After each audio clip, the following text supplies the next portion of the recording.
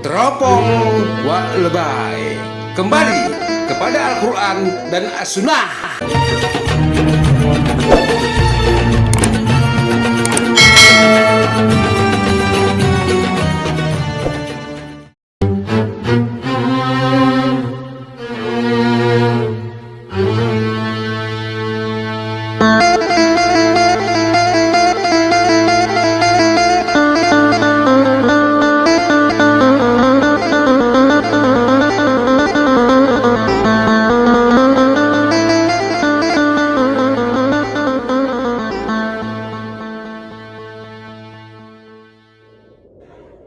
Bismillahirrahmanirrahim. Assalamualaikum warahmatullahi wabarakatuh. Saudaraku se-Islam semanhat salaf, dimanapun kalian berada, di daerah-daerah, di desa-desa, di kota besar metropolitan, atau di pelosok-pelosok, kita semua bersaudara. Berpegang teguh kepada manhaj salaf, diikat oleh tali kekuatan dahsyat Kitabullah Al-Quran dan Sunnah Rasulullah SAW. Tetap kita mengikuti metode cara beragama para sahabat Rasulullah agar kita tidak salah mengikuti langkah-langkah bisikan-bisikan, bujuk rayu setan-setan dari jenis manusia. Kalau Rasulullah telah memberikan petunjuk, itulah yang kita ikuti.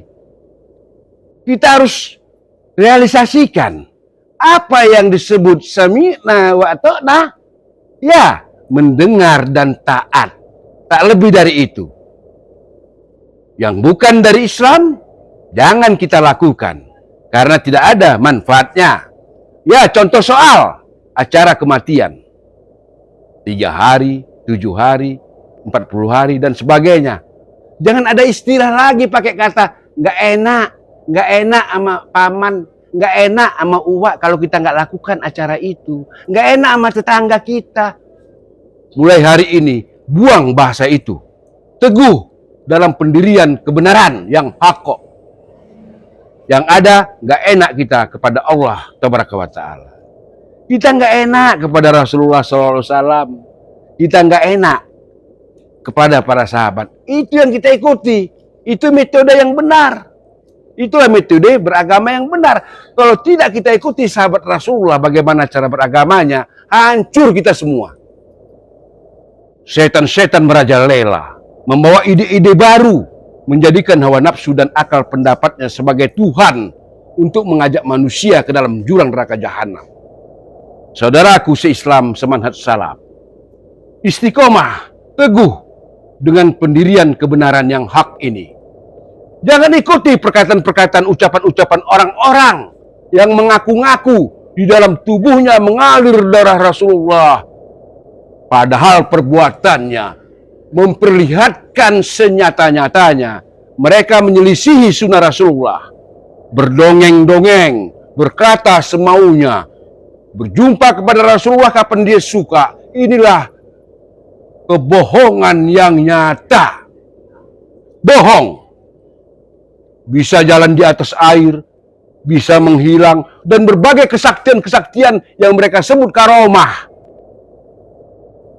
Sahabat Rasulullah Umar bin Khattab diberi karomah oleh Allah. Tapi Rasulullah tidak pernah melihat Umar bin Khattab terbang atau menghilang. Atau berjalan di atas laut. Nggak ada itu semua. Nggak ada. Realistis, wajar-wajar saja. Ingat peristiwa ketika Rasulullah bersama Ali bin Abi Thalib di dalam rumahnya lagi tidur. Mereka dikepung oleh kabilah-kabilah musyrikin Mekah. Dikepung, ingin dibunuh Rasulullah sama musyrikin Mekah.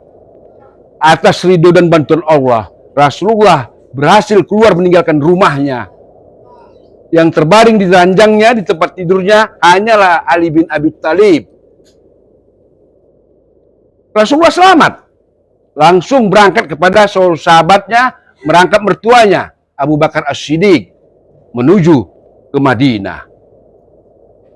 Kalau Rasulullah mau sama Abu Bakar, bisa menghilang, pulang, tiba-tiba nyampe di kota Madinah, pulang. Nggak begitu, itu dongeng.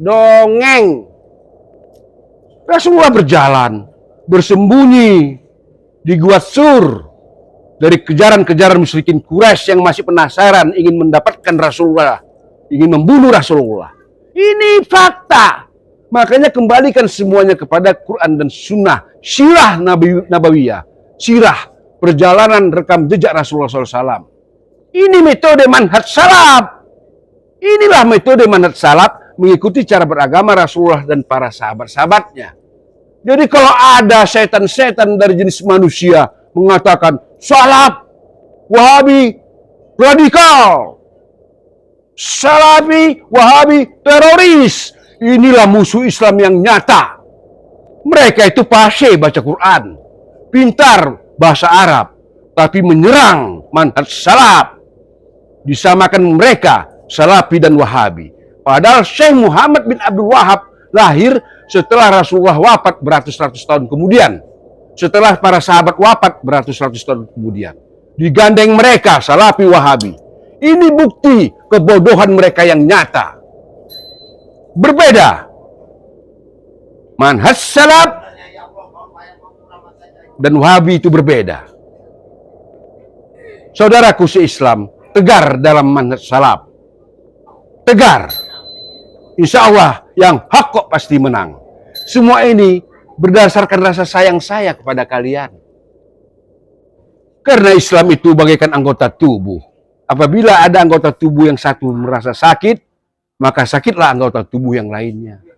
Bukan berdasarkan kebencian saya bicara begini. Bukan. Berdasarkan rasa kasih sayang. Nyampaikan kebenaran harus tegas. Harus tegas. Bukan bercanda-canda. Wassalamualaikum warahmatullahi wabarakatuh. Alhamdulillahi Rabbil Alamin.